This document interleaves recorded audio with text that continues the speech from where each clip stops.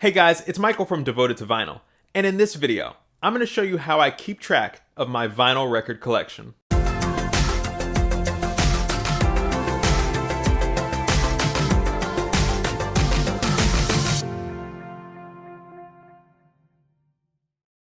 Okay, so I just wanted to pop in here real quick and give a very short overview of what we're going to see in this video. So this is a spreadsheet that I started using years ago. I created this spreadsheet as a way to be able to keep track of records that I own and am actively listening to. When I got into the hobby, I started purchasing a lot of different records from a lot of different places. Some of them I had a lot of familiarity with. They were, nostalgia pickups, and some of them were brand new, blind purchases. And they varied in quality. Some of them were albums that I liked far more than others. I'm somebody that listens to a lot of music, and not just on vinyl. I have a CD collection. I listen to a lot of music streaming. I might even find some artists on YouTube. And I just felt that in this digital world where we're just getting inundated with music, and I'll just speak for myself, I've been finding it difficult to easily recall music, even if I liked it, let alone the condition of a record. I felt that I needed a visual, ideally a digital representation, because it's just easier to update that way, of my music. And so I came up with an idea of, let me use a spreadsheet that I can actively update, that I can make, references to the condition of an album. I can make notes about particular songs that I like, and any interesting anecdotes that I might find in the liner notes or what have you. So we're gonna get into all of that. I just wanted to pop right in, give that little explanation. So without further ado, let's get right into it. Okay, so here is how my spreadsheet is organized. First, this spreadsheet is a work in progress, so let's keep that in mind here.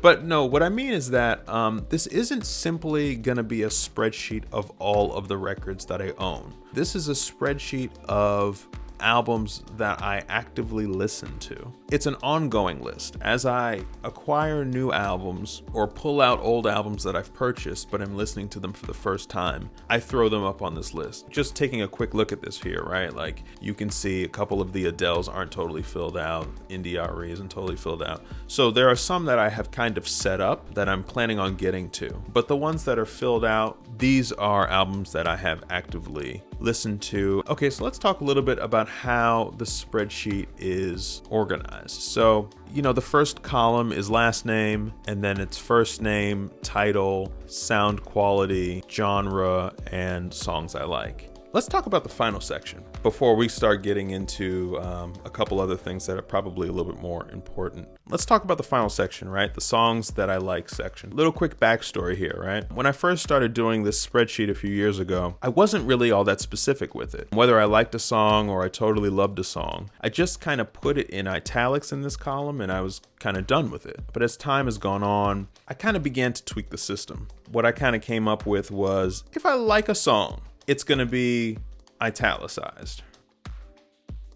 If I really like a song, it's going to be italicized and bolded. If I really love a song, right? It's going to be underlined, bolded, and italicized. This is just an easy way to be able to identify and easily recall what I liked versus what I loved. Let's also address a question that some people may be asking. You might be saying like, hey, okay, wait a minute now. Now you own the record. You own the album. Why do you need written confirmation, that you love a song? Here's my thinking on this, right? And I kind of covered this before, but I kind of want to get a little bit more in depth about it. And to be fair, this is just what works for me. My vinyl collection is a mix of music that I have loved growing up. It's a mix of music that I've discovered recently over the years. And it's a mix of music that's just completely blind purchases. So, yes, I'm always going to know that I love, Man in the Mirror by Michael Jackson or Smooth Criminal or, whatever, right? If it's a newer album by a newer artist, right? Or if it's an old album by an older artist, but I'm just now getting around to listening to it. So it's new to me. Newbie. Just because I listened to it once or twice doesn't mean, at least for me, that it's fully cemented in my mind, if that makes any sense, right? Like, between vinyl and CDs and streaming music, I listen to a lot of stuff, like both new and old. And so I just find it easier to remember, what I love when I write it down. And again, it's especially helpful when you have hundreds of records. And I can't imagine how much more helpful it would be potentially if I had, 1,000 records or 2,000 records, right? If you only have 20 records, this, is probably overkill, but if you have 100 or you're approaching 100, certainly if you have 200 or more, I think it's something worth considering. I also think a spreadsheet like this is going to come in handy if you ever want to sell your records. I'm sure there's somebody listening who has a few hundred records, maybe a couple thousand. Maybe you inherited a whole bunch of records from a family member, or you went to an estate sale or a flea market. You purchased a huge lot of records, right? For a good deal. There has to be, in anyone's collection, records that you simply don't pull out all that much to spin. And, instead of pulling out a record that you bought 4 years ago and you only spun one time and you can't easily recall anything on the album, and instead of having to pull that record back out and feel like you have to be, for lack of a better word, forced to listen to the album just to remember if you like it or you want to keep it, just pull out your spreadsheet. Maybe seeing it visually represented easily recalls the fact that you loved a couple of those tracks you listened to 4 years ago, right? Again, it works for me as a visual person. Conversely, if you pull out that spreadsheet and you take a look at it and you say, I didn't really like any of the tracks on there, or, there's 10 tracks on this record, I only liked really one, throw it in the for sale pile, be done with it. Purge your collection so you can fill that slot with an album that you really love. Okay, so another section I wanted to discuss is the condition of a record. So while I do buy brand new records, I also buy a lot of used records. I've purchased a lot in person in record stores, but I've also got a lot of my used records on Discogs as well. And of course, whenever you buy used records, your vinyl listening experience is always going to be immensely tied to the condition of the vinyl itself. With this spreadsheet, I started keeping track of the condition of the records that I played. And I would essentially grade the condition of the record after having listened to it.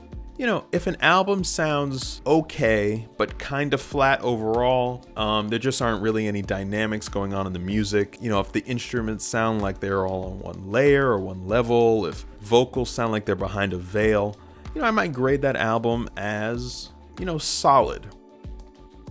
Now, if there is, impressive treble on the record, if the instruments sound lively and punchy and vibrant, if there, isn't much surface noise present, or, the surface noise is just very minimal, then I might grade that as very good or great or really great.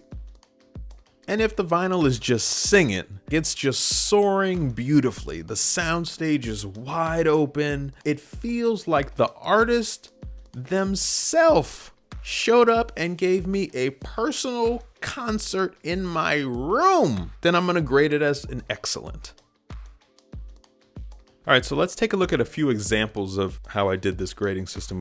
So this Dion and the Belmonts album, I graded it as really great, right? Like nice sound stage, good vocals and instrumentation. Most vocals are on the right, on the right speaker.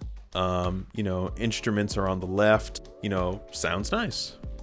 This Randy Crawford album, graded as great, vocals sound great and strong instrument separation, no noise. It's hard to beat that, right? James Brown, excellent, excellent vocals, very wide and open sound. Music sounds live, no noise. One of the best sounding records I own. So that just gives you a little bit of an idea. Now let's talk a little bit about, the red that we're seeing in the spreadsheet, what this means and everything, right? So for me, surface noise does play pretty prominently in how I grade my albums. With vinyl, of course, you expect to have some semblance of surface noise, right? Depending on the situation, depending on the record, it can add a little bit of charm to the music listening experience. But that only goes so far, right? You never want surface noise to overtake the music. The reason why I have certain rows in red is usually two reasons. One, I either didn't like the music and I'm willing to get rid of the album, or I actually like the music, but I don't like the condition of the record. Let's take a quick look at some of these, right? So we come over here to songs I like, right? So you have quite a few that are bold and italicized, which means I like the music, but the condition of the record is a little bit of a problem. So this one says solid, / could be better, right? And then I go into a little bit more depth. I say, the original recording isn't the greatest, but it's fine. On the high end, there's a little bit of distortion, sounds a little shrill. There are noticeable pops and ticks, but it's not too overwhelming.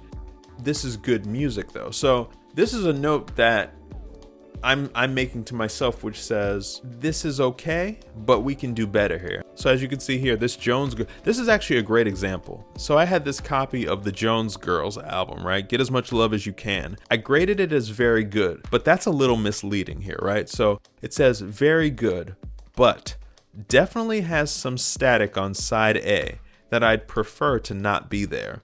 Likely due to scratches or groove damage.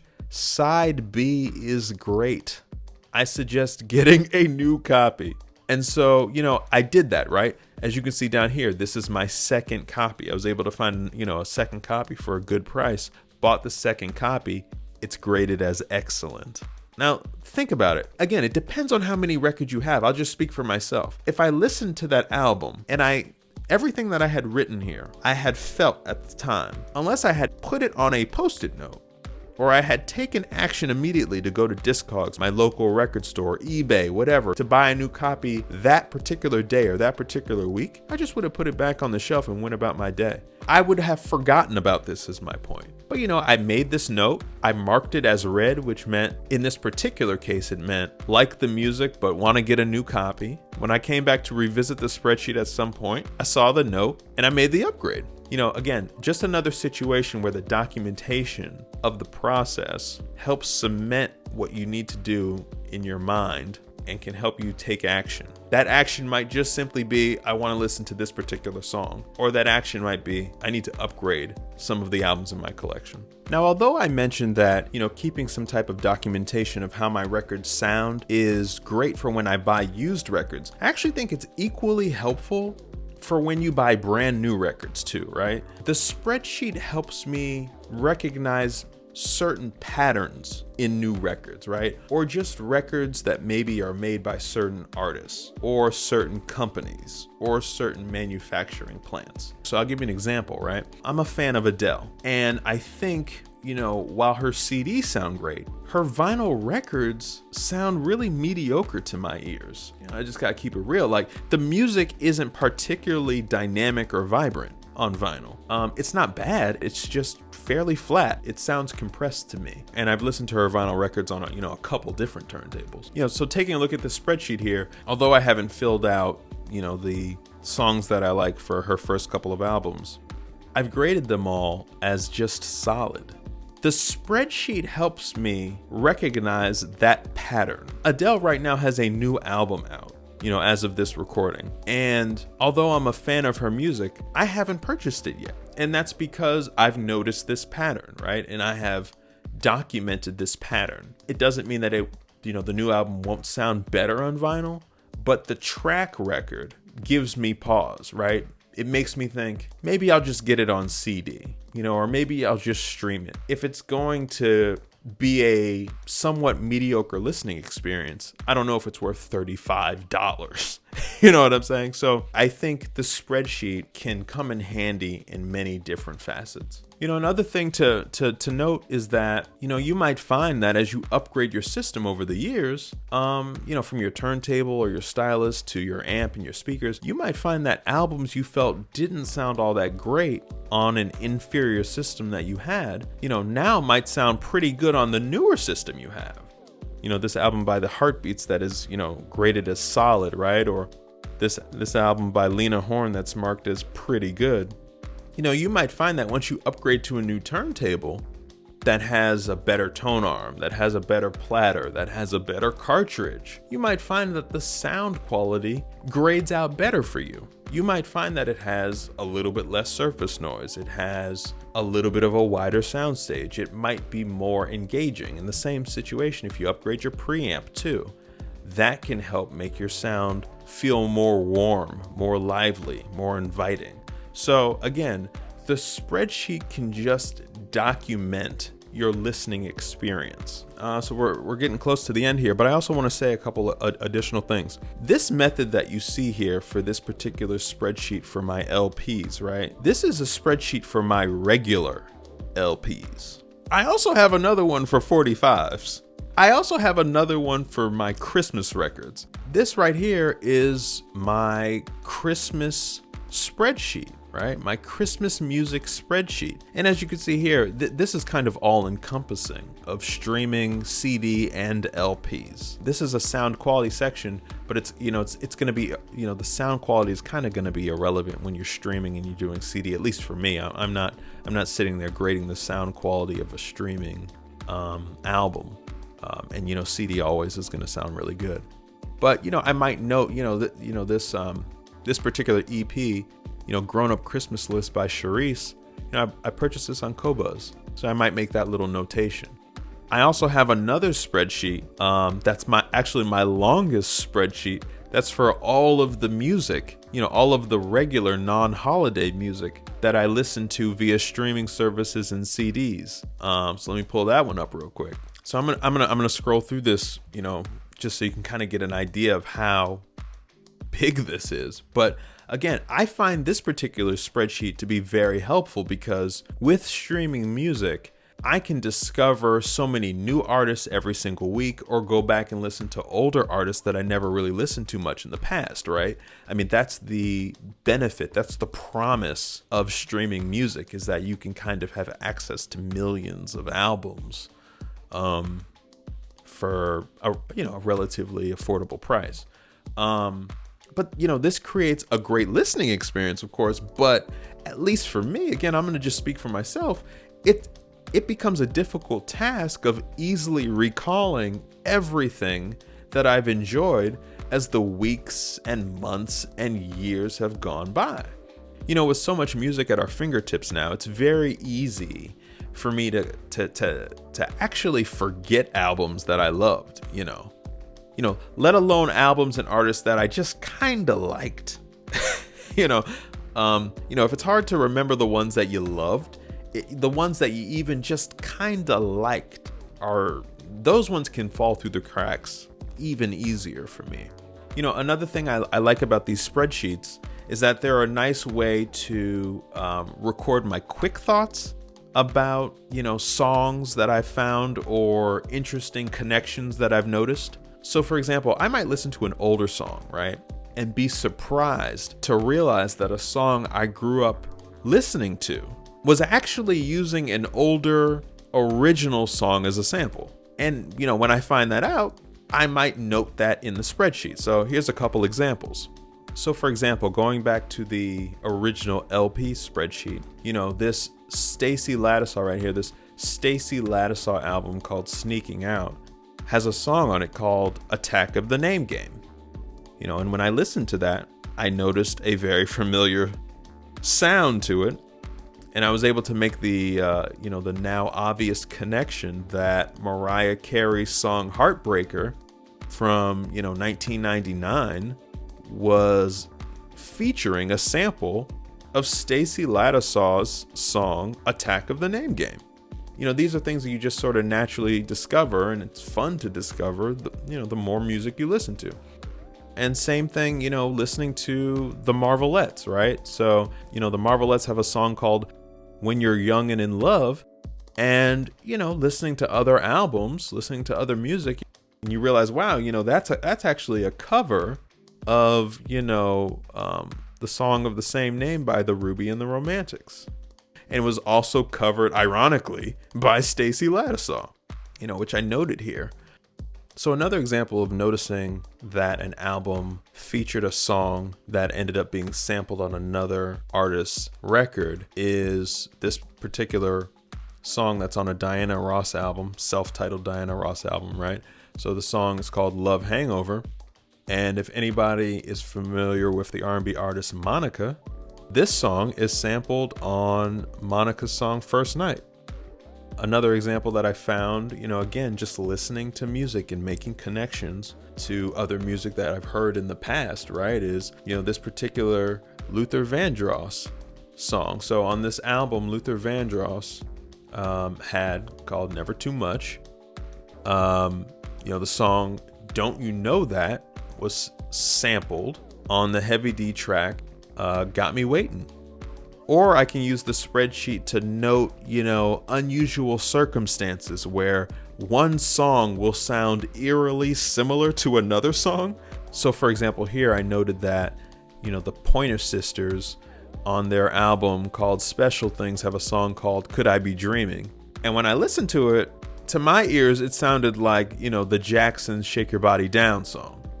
Another example would be when I go to my streaming and CD spreadsheet, is the artist Lisa Fisher on her album So Intense had a song called Get Back to Love, which sounds very much to me like Luther Vandross's Power of Love. Or there's a situation where, with the group Escape, off their album that's titled Off the Hook, they have a song called Can't Hang. And when I'm listening to it, I'm thinking, wow, this really sounds like Kick Your Game. And, the more you dig into it, both songs are produced by Jermaine Dupri. And in other cases, I find the spreadsheet can actually be helpful in just noticing that, one artist that you're listening to is related to another artist you were recently listening to. And you just didn't really make the connection. So I remember one time I was listening to Deborah Laws, right? She had an album called Very Special. I think I had previously been listening to, the singer Eloise Laws. I probably discovered them both at different times. And, you just eventually start listening more, you start doing more research, and you're like, I'll be damned, Deborah and Eloise are sisters. So I find these spreadsheets to be really helpful for so many different reasons. They can help keep things organized if you just want to be able to know how many records you have, or you just want to make sure that you're not purchasing duplicates of records, right? They can be helpful for knowing the songs you like. They can be helpful for knowing the sound quality of the albums you have, or being able to keep a record of albums you want to keep versus albums you want to sell or purchase a newer, better version of that particular album. But it can be just as helpful for being able to know little facts about certain songs or certain albums or certain producers behind your favorite album. So this video, which ended up being a little bit longer than I expected it to be, but hopefully this was a little bit helpful. And again, this is just meant to kind of help give you an idea. I admit that all of this is it looks daunting, but you got to keep in mind, I've been doing this for years, so that's why I have so many. Well, that's why one, I have so many spreadsheets, but that's why two, they're so full because I've been doing it for a long time. So again, your mileage may vary. If you just have a few albums, it might not be worth your time. But if your record collection is really growing and you want to be able to have an ongoing record of what's going on in your collection, and particularly how you feel about the music and how you feel about the sound quality of the music, this might be an idea that you might want to pursue. And if you want to do it in a slightly different way, maybe you can find a better method that works right for you. So that's it, guys. Hopefully you enjoyed this video, and if you did, please hit that like button down below. I always appreciate it when you do that. And be sure to subscribe to my channel devoted to vinyl, and be sure to hit that bell notification too so you can be alerted exactly when a new video drops. And be sure to let me know down in the comments section how you like to keep track of your vinyl records. Do you just commit everything to memory? Do you use any type of spreadsheets or apps to remember what you own and what condition it's in? Let me know down in the comments section below, because I'm sure everybody has a little bit of a different method to the madness. And once again, thanks very much for watching, and I will see you in the next video.